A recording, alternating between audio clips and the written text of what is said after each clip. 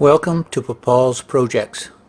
This is the 14th in a sequence of videos on building the Gantry Crane. VSEQ-014. Thanks for watching. This is an introduction to the assembly of the Gantry Crane I-beam. What we're displaying here is a AutoCAD 2016 assembly file, and what we've done is we've disabled or suppressed, I should say, components, and we're going to talk about these components. So you have the I-beam here that we've that you've seen us manufacture before. We're going to now install the tube, which we have not talked about. It's a simple 3-inch diameter piece of DOM that was machined to length. It sticks up approximately from this surface to this surface. It's proud of the surface by about 1/8 of an inch. Then what we did was we installed the I should back up and say that this was done on Saturday, and I had forgotten my camera at home, so I wasn't able to document with a video, but I'm showing you now what we did. So the next one we were able to put in was this one, and what we did was we used the hole that you have here, a 1/2-inch hole, and this one here, and we aligned them. This upper bearing plate was located on that 1.25 piece of the tube that was sticking through, and with a pin here that was tack welded, and then it was welded. The next one was the top plate was installed, and again it was located, the center of the plate was located on the tube, and that provided for alignment. We then located this surface against, parallel to this surface. This surface was flush, and it was tacked and welded. We welded up all of those surfaces, or those components, to the beam on Saturday, and it was quite a warm day, and now took Sunday off, went to work on Monday, and that's where we came in with the video with us assembling it. We then installed this end plate,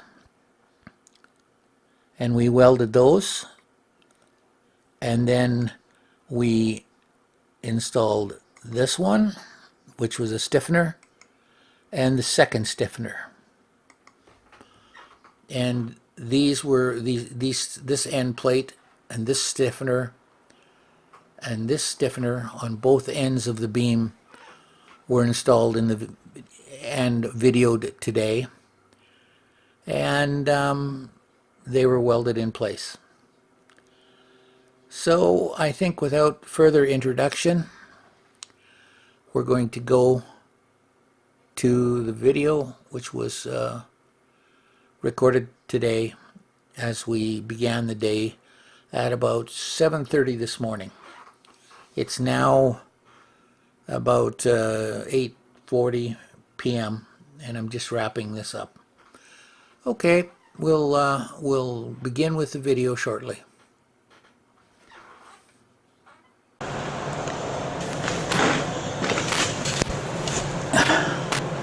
So today is Monday, and I came in here on Saturday and realized I'd left my video camera at home in my case, and decided that I would just weld this up, and then I was going to finish some some pieces today. So I am using a Miller-Matic 210 MIG welder. I've got it set at setting number 7 and about 39 for the wire speed.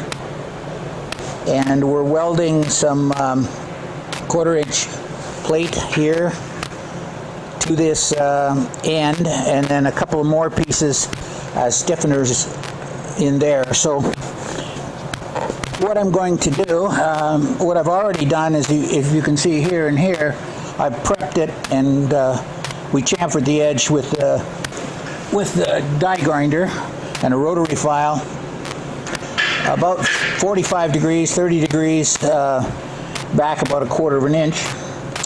We're going to place this plate here, and we're going to hold it in place with this clamp. Oops.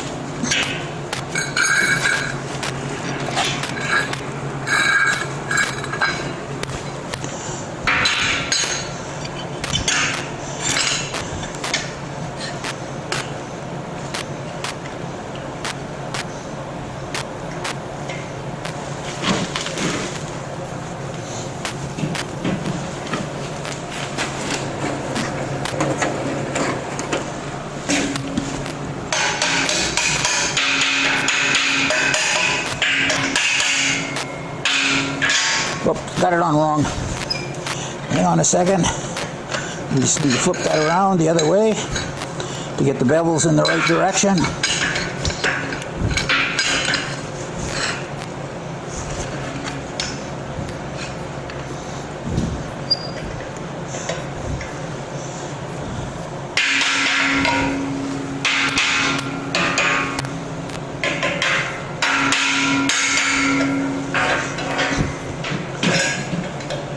Okay, so what I'm going to do first is just tack weld this, and then we'll see how it looks, and then we'll go from there.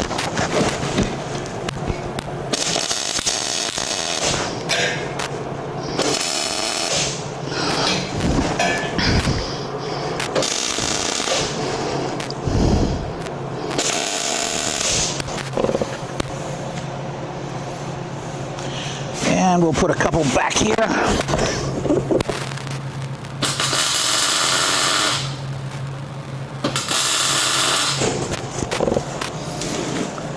I'm going to get in your way here.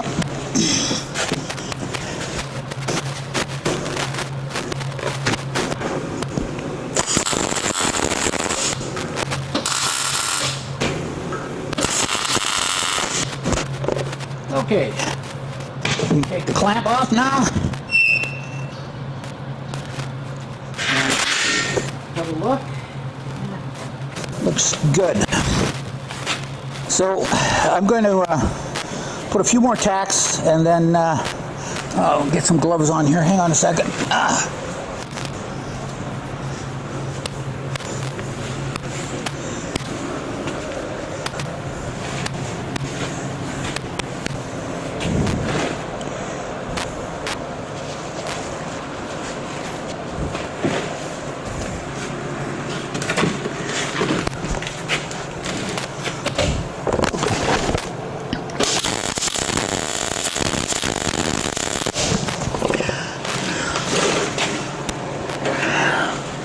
Now you will note down here, the bottom, there's the holes that we're going to use for alignment.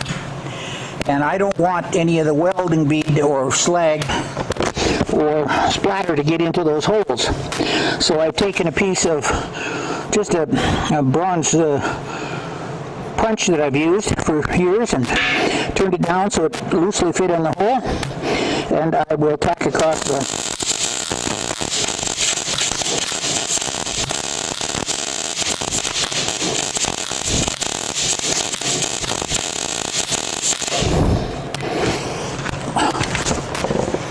This prevents the splatter from getting into the hole.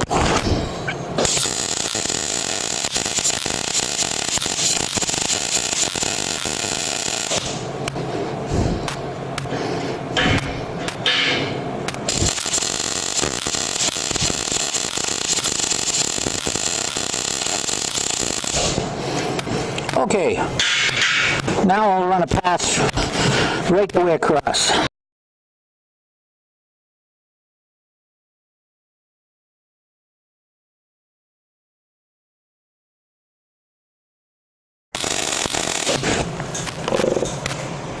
Okay, let's try the pass on top.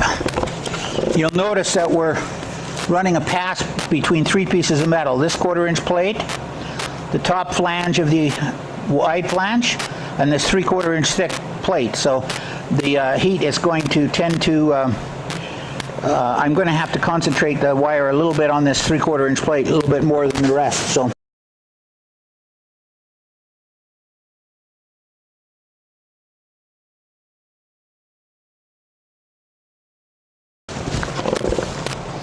Okay, so that's basically what I'm up to. I'm going to fit a couple of pieces down here, and they're just stiffener pieces that I decided I would put in. They fit in here like this. I got to grind them to fit,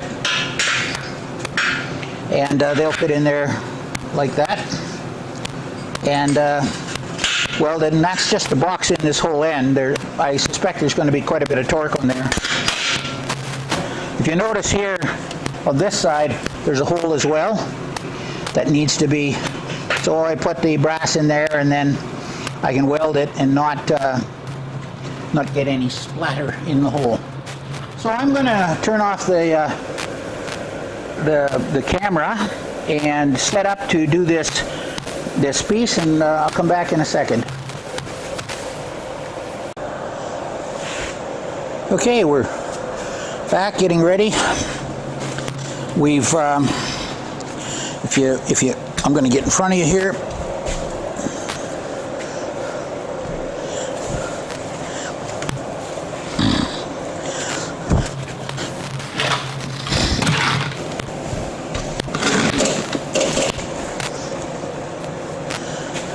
You notice we've clamped a piece of tubing here in here. I'll zoom in a little bit.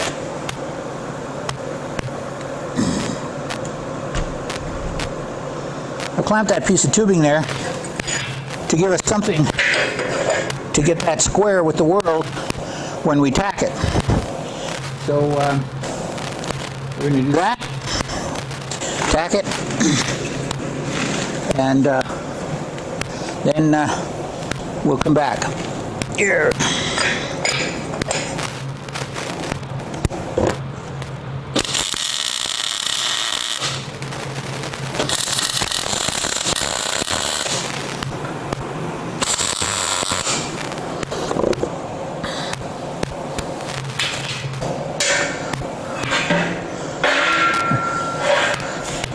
I don't know if you can see there, but before this beam was delivered to me, somebody dropped it, and after I weld this, I'm going to put some heat on here and some kind of a screw jack and push this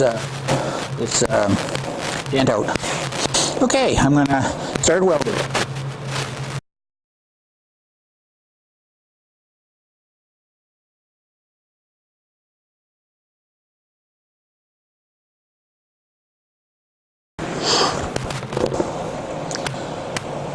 All right, so just more and more of that.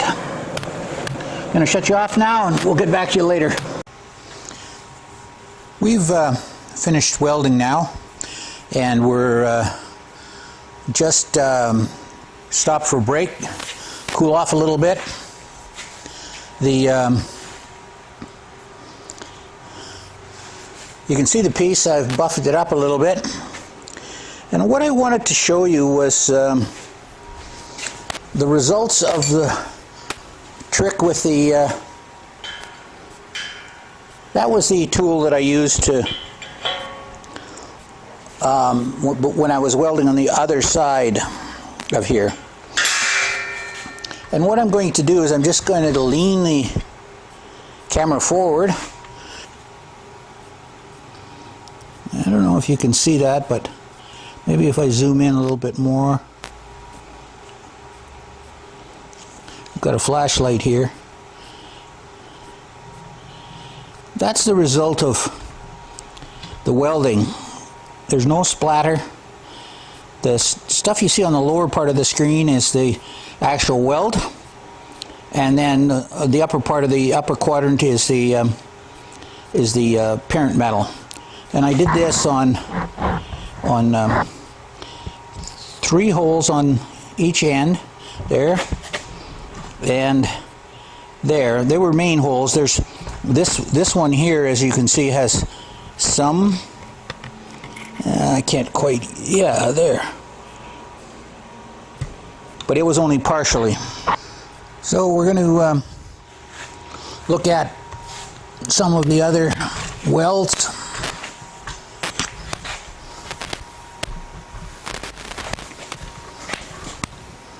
Here and here. On the other end.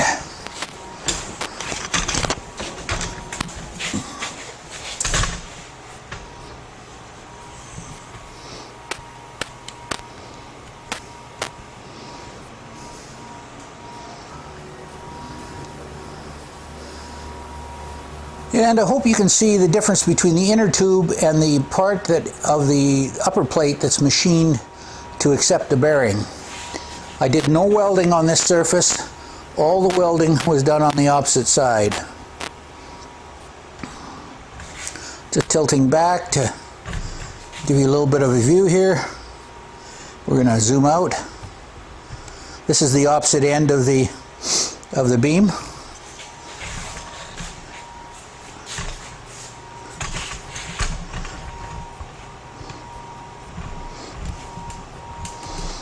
And we'll zoom in and have a look at that weld.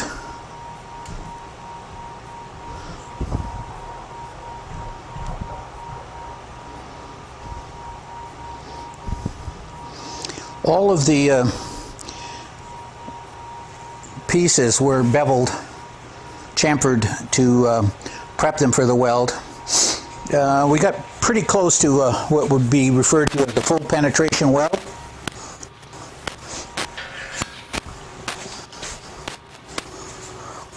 Just got a flashlight to give you a better view. There's still some little drops in there of spatter. That'll come off with the glass beading. I'm going to just turn this over now.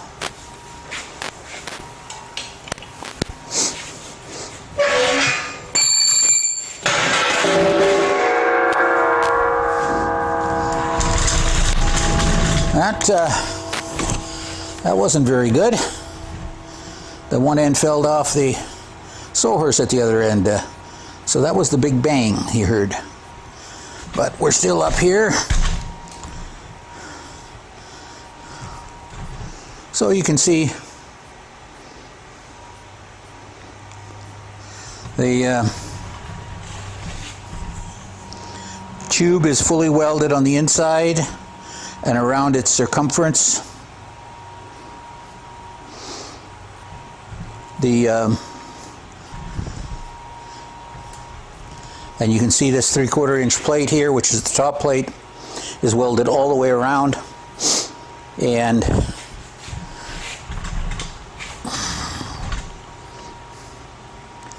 we'll zoom in again, and you should be able to see the difference between the. So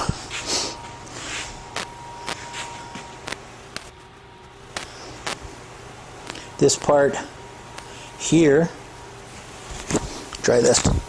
This part here,